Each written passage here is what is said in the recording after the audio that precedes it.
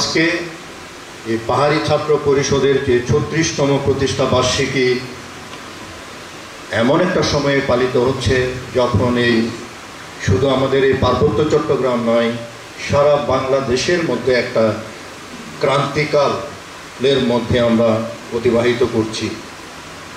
যে ক্রান্তিকাল আপামর মানুষের মধ্যে, এই দেশের মধ্যে, আমি শুধু পার্বত্য চট্টগ্রামের কথা বলছি না, সারা দেশের মানুষ আজকে যে পরিস্থিতি দেখছে, অবলোকন করছে, শান্তির বারতা কোথায়, মানুষের মানবাধিকার এবং মব কালচার, মব জাস্টিস সহ সারা দেশে এক অস্থিতিশীল পরিস্থিতি বিরাজ করছে।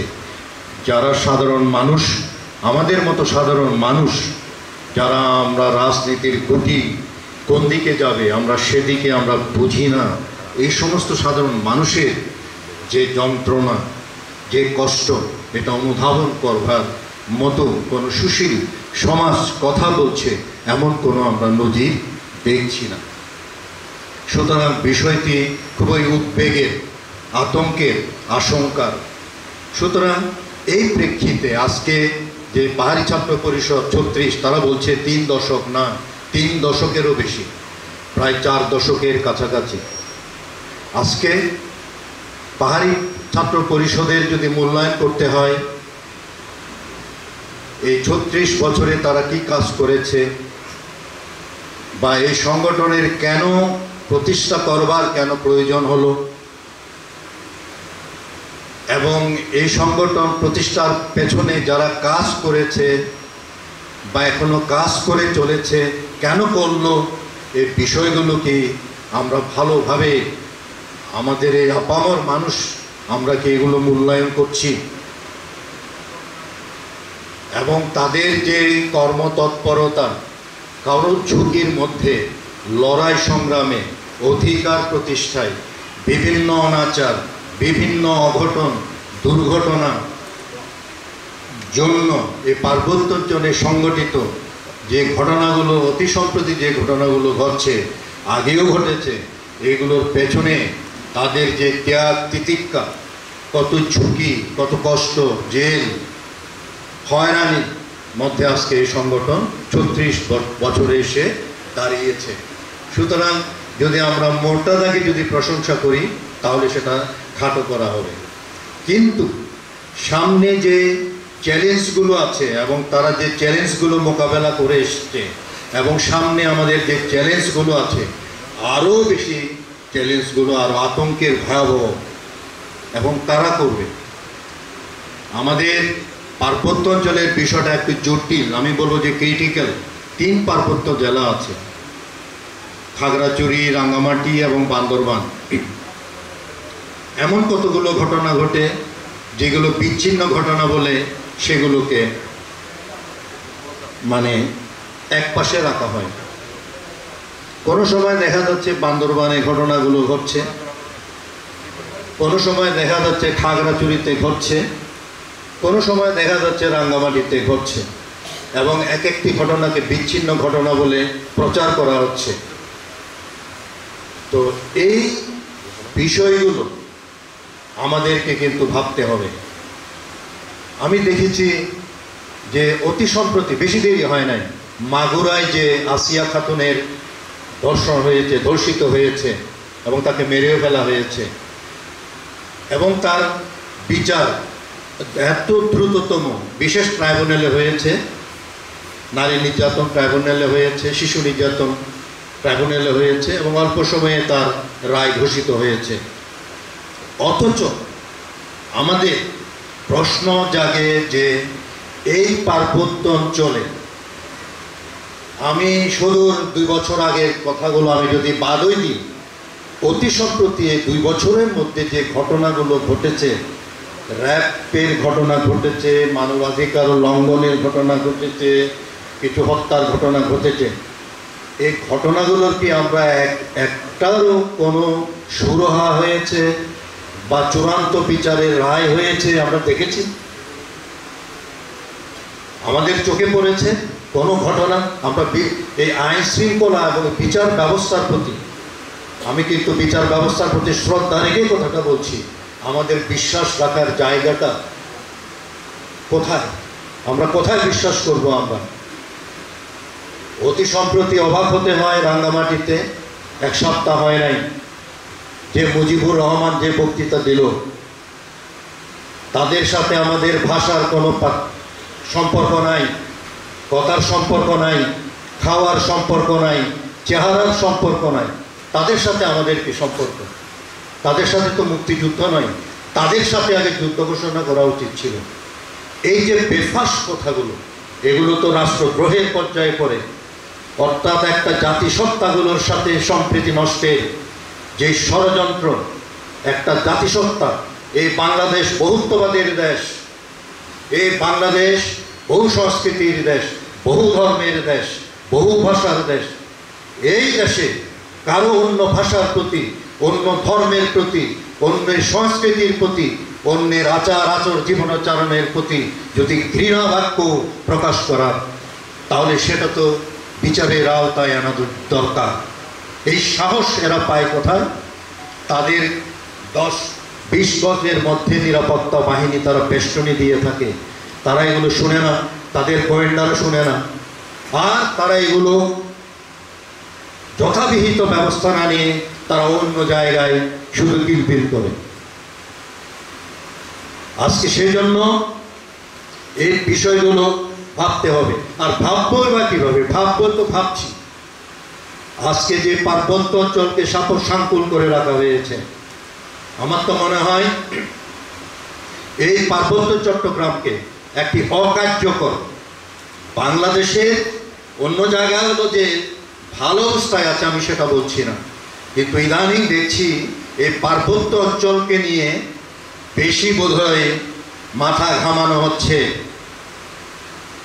এই পার্বত্য অঞ্চলকে নিয়ে বেশি কলকাঠি নাড়ানো হচ্ছে, এবং এই কলকাঠি নাড়ার পেছনে সবার, এবং যারা আইন শৃঙ্খলা পরিস্থিতি, যাদের প্রতি আমাদের আস্থা রাখার কথা, আমরা তাদের প্রতি আস্থা রাখতে পারি না কেন? বাংলাদেশ সেনাবাহিনী, বাংলাদেশের নিরাপত্তা বাহিনী, এটা শুধু বাঙালিদের জন্য নয়। বাংলাদেশ সেনাবাহিনী বাংলাদেশের মানুষের, এটা জাতীয় সম্পদ। কিন্তু এই পার্বত্য অঞ্চলের পাহাড়িরা এই সেনাবাহিনীর প্রতি আস্থা রাখতে পারে না কেন? এই আস্থার চির ধরেছে কোথায়? সেনাবাহিনী কি এটা ভাবে না তাদের কিছু আসে যায় না? যে এত মানুষ, পাহাড়ি মানুষ, 5-6 লক্ষ পাহাড়ি মানুষ এখানে বসবাস করছে, তাদের নিরাপত্তার জন্য কি তারা কোনো মনের ভেতর থেকে তাদের বাহিনী কি তাদের কোনো এজেন্ডা আছে? আমাদের তো সন্দেহ হয়। কেন? যে ঘটনাগুলো ঘটছে, প্রতিটি ঘটনার মধ্যেও তো আমরা প্রচ্ছন্নভাবে তাদের যে আচরণ, তাদের যে ভূমিকা, তাদের যে ভেতরের কর্মকাণ্ডগুলো দেখেই তো আমরা তাদেরকে বিশ্বাস করতে পারি না। এই যে বিশ্বাস ভঙ্গের যে একটা জায়গা, যে ক্ষেত্রটা দুর্বল হয়ে গেছে, এটাকে রাষ্ট্র ভাবে না? রাষ্ট্র কি শুধু বাঙালির? ধর্ম নিরপেক্ষতাটাকে বিসর্জন দেওয়া হচ্ছে। 24শে জুলাইয়ের পর যারা অভ্যুত্থান হলো, কেউ বলছে বিপ্লব হয়েছে, কেউ অভ্যুত্থান হয়েছে, যাই হোক একটা কিছু হয়েছে এবং বড় ধরনের পরিবর্তন হয়েছে। এই পরিবর্তনের ফলে আমরা খুব বেশি যে আশান্বিত হয়েছি তা না, তবুও আমরা একটা আশায় বসতি। কবি আসাদ চৌধুরীর একটা কবিতার লাইন, আশায় বসতি, আশায় থাকতে হবে। কিন্তু আমরা আজকে দেখলাম 9 মাস অতিক্রান্ত হচ্ছে। এই অন্তর্বর্তী সরকার সুনির্দিষ্টভাবে এই পার্বত্য অঞ্চলের বিষয়াবলী নিয়ে কোনো একটা বিবৃতি দিয়েছে? দেয় না, এবং বোঝাও যাচ্ছে না। অতি সম্প্রতি আমি পত্রিকায় দেখেছি, আর অন্য কারোর সাথে আমার কোনো শেয়ার করাকরি হয় নাই, আমি পত্রিকায় দেখেছি ইউপিডিএফ এর সাথে ঐক্যমত্য কমিশনের একটা সভা হয়েছে। অদ্ভুত ব্যাপার, জেএসএসকে কি ডাকা হয়েছে? জেএসএসকে কি আহ্বান করা হয়েছে ঐক্যমত্য কমিশনের? হয় নাই।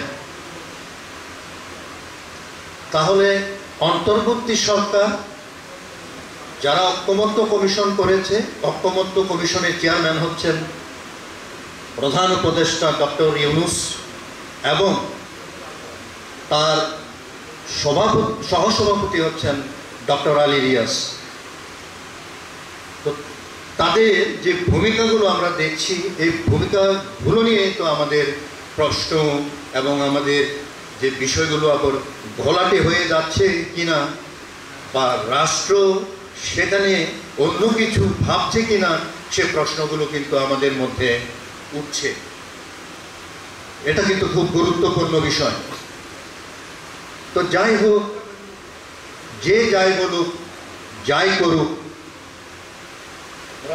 নাকি তার নামটা বোধ আমার ভুল হচ্ছে, সে বলেছে যে যে যাই করুক আমরা কি চেয়ে থাকবো রাষ্ট্র কি করছে, অন্যরা কি করছে, আমাদের উপর মানবাধিকার লঙ্ঘন হচ্ছে, আমরা কি চেয়ে থাকবো?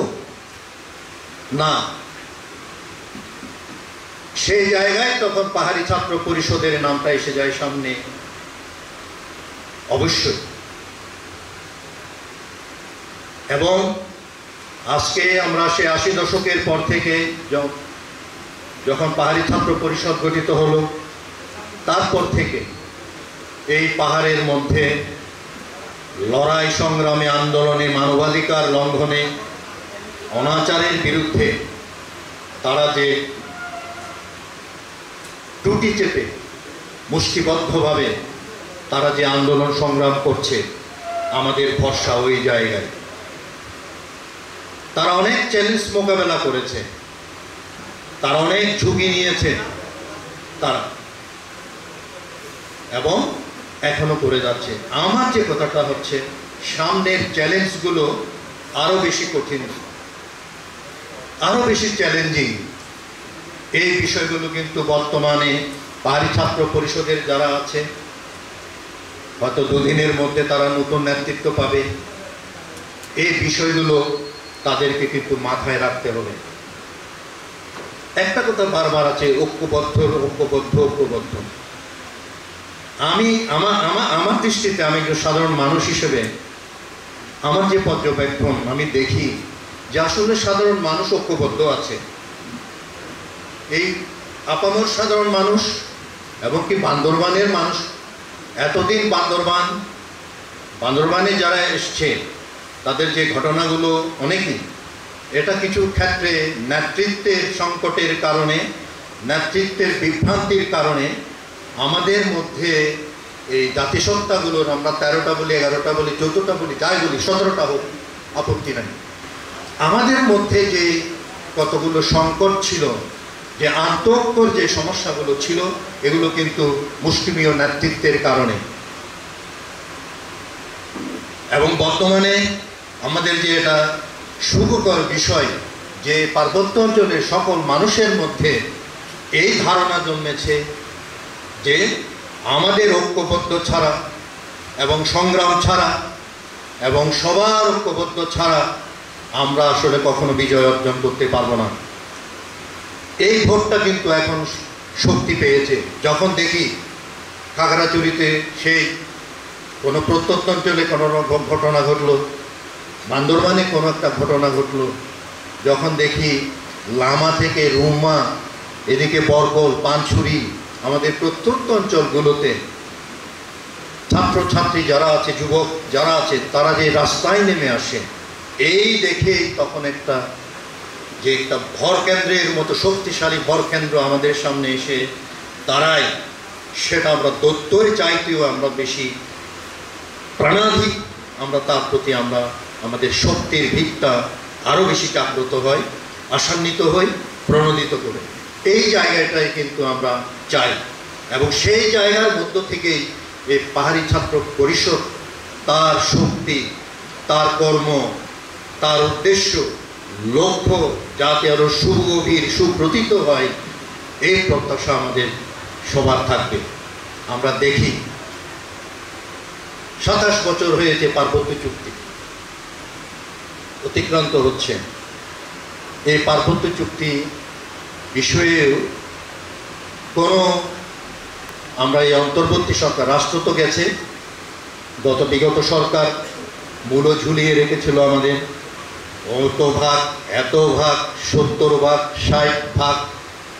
একটু হলে শুধু চক্ষু লজ্জার কারণে বলতে পারে না বোধহয় 100 ভাগ হয়েছে, কিন্তু কাজের কাজ কিছু হয় না। যে মূল যে বিষয়গুলো, মূল যে ধারাগুলো, আজকে তো আমি বলি পার্বত্য চুক্তি এত ডিলে করা হলো কেন?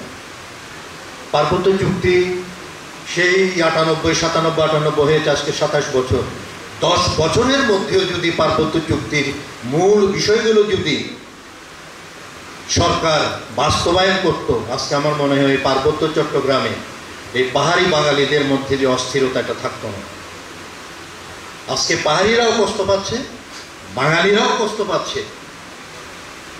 পারস্পরিক যে অবিশ্বাস, একটা হুট করে একটা গাড়ির টায়ার ফাটতে পারে না, সবাই আতঙ্কিত হয়ে পড়ি। পাহাড়িরাও আতঙ্কিত হয়, আমরাও আতঙ্কিত হই, কি ঘটনা কি ঘটতে যাচ্ছে। এই যে অস্থিরতা, এগুলো কি অনাদিকাল ধরে চলবে? পার্বত্য চুক্তির যে স্পিরিট, এটাকে কিন্তু নষ্ট করবার জন্য সব সময় কাজ করে যাচ্ছে এবং এখনো যাচ্ছে। এখন আঞ্চলিক পরিষদ ভেঙে দেওয়ার কথা হচ্ছে, দাবি হচ্ছে। পার্বত্য চুক্তি না মানার জন্য বা এটা বাতিল করবার জন্য দাবি উঠছে। এবং এই বিষয়গুলো আজকে ভূমি কমিশনের কথা বলি আমরা। সরকার যে পার্বত্য চুক্তি করেছে, সেই চুক্তির যে 1 নম্বর যে সমস্যা, ভূমি সমস্যা, এটা তো সবাই জানে, আমরাও জানি। এটা যে করতে পারলো না, আমার দুঃখ হয় তখন। পার্বত্য কমিশনের মিটিং করতে পারে না, সভা করতে পারে না। আর যদি দেখে যে কোনো একটা এই বিষয় নিয়ে যদি কোনো অধিকারের প্রশ্নে, মানবাধিকার কোনো লঙ্ঘিত হয়েছে, বিঘ্নিত হয়েছে, তার জন্য যদি কোনো একটা প্রতিবাদ সমাবেশ, আমরা দেখি যে এই সমাবেশগুলো করতে দেয় না আইনশৃঙ্খলা বাহিনী। তো দেখা যায় যে এরা কোনো সবাই মিলে কোনো ধ্বংসযজ্ঞ চালিয়েছে।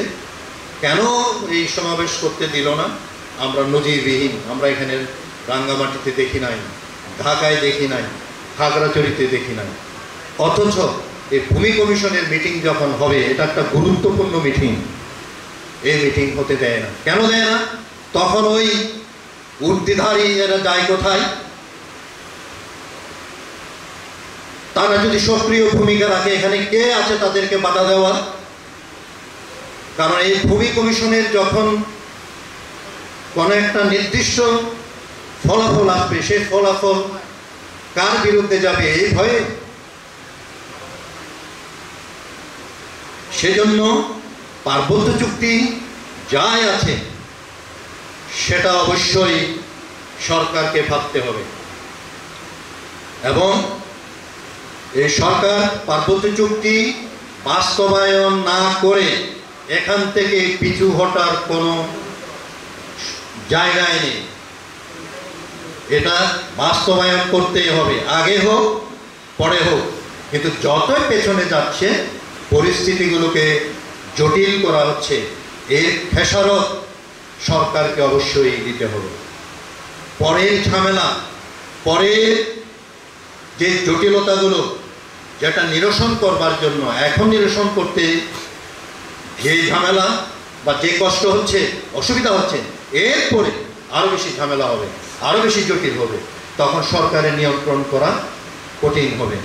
কারণ এই মানুষ, এই সাধারণ মানুষ, এই অস্থিরতা, এটা অনাদিকাল পর্যন্ত চলতে পারে না।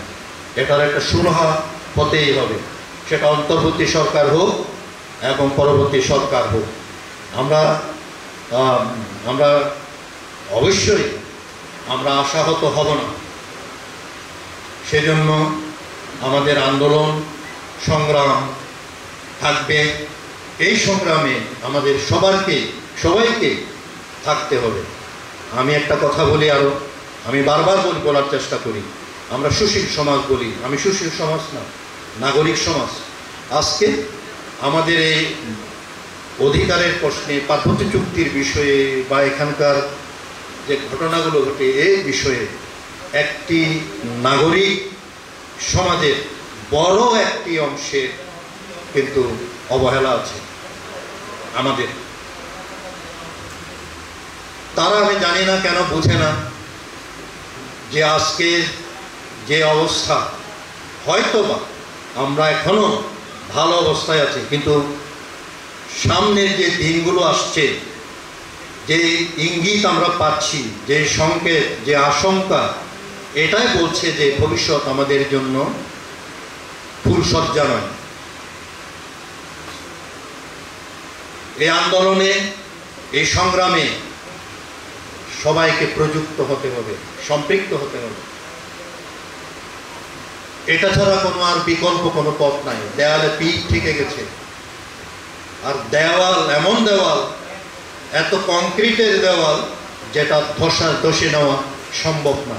কাজে দেওয়ালে পিঠ থেকে গেছে, এখন আন্দোলনে নামতে হবে সবাইকে সম্পৃক্ত হতে হবে। তো শুধু আমি বোধহয় আমার বক্তব্য আমি দীর্ঘায়িত করছি। তো আমি আশা করব যে এই পাহাড়ি ছাত্র পরিষদের আজকে প্রায় 4 দশকের কাছাকাছি তাদের যে আন্দোলন সংগ্রাম, এবং তারা একটা ভ্যানগার্ড হিসেবে কাজ করছে আমাদের। এই পাহাড়ি ছাত্র পরিষদ শুধু জেএসএস এর সংগঠন নয়, ভাতৃপ্রতিম সংগঠন নয়। এই পিসিপি সমগ্র এই পার্বত্য অঞ্চলের আদিবাসীদের। এই পিসিপি এখানে নিপীড়িত মানুষের। এই পিসিপি যারা অসচেতন আছে, যারা সুশীল সমাজ হোক, শিক্ষিত মানুষ হোক, কিন্তু তারা শিক্ষিত নয়, অশিক্ষিত ও নয়, তারা অসচেতন। তাদেরকে জাগাবার, তাদেরকে নাড়া দেওয়ার, তাদেরকে ধাক্কা দেওয়ার জন্য এই পিসিপি। তো সুতরাং আমরা পিসিপির প্রতি আস্থা রাখি, এবং এটাও আমি বলি যে কোনো প্রকার আত্মঘাতী বিভ্রান্তিতে পিসিপি পা বাড়াবে না। সব সময় এই অঞ্চলের মানুষ, তাদেরকে আস্থা রাখতে হবে। তারা একা নয়, তাদের পেছনে এই পার্বত্য অঞ্চলের সারা মানুষ, তারা তাদের পেছনে আছে। সুতরাং কাজ করতে গিয়ে তাদের কোনো ভয় নাই। এবং আমি দেখি এখন যে কোনো একটা ঘটনা ঘটলে সারা পার্বত্য অঞ্চলের মানুষ খুশি ওঠে। এই পিসিপি তাদেরকে নিয়েই কাজ করতে হবে, এবং সেটা ঠান্ডা মাথায় কৌশলে তাদের সেই শক্তিটাকে কাজে লাগিয়ে আমাদের এই পার্বত্য অঞ্চলের অধিকার, মানবাধিকার এবং আমাদের যাবতীয় অস্তিত্বের প্রশ্নে তারাই আগুয়ান থাকবে। সুধীবৃন্দ, আমি আর আমার বক্তব্য দীর্ঘায়িত করছি না। তাদের আজকের 36তম প্রতিষ্ঠা বার্ষিকী সুন্দর হোক, সফল হোক, এবং আমাদের অধিকার লড়াইয়ে তারা সর্বদাই সচেষ্ট থাকুক, এবং আমাদের এক সময় না এক সময় আমরা আমাদের অধিকারের প্রশ্নে আপোষহীন থাকব, বিজয়ী হব। তারাও বিজয়ী হবে। এই পার্বত্য চট্টগ্রামের পাহাড়ি মানুষের মুখে হাসি ফুটবে।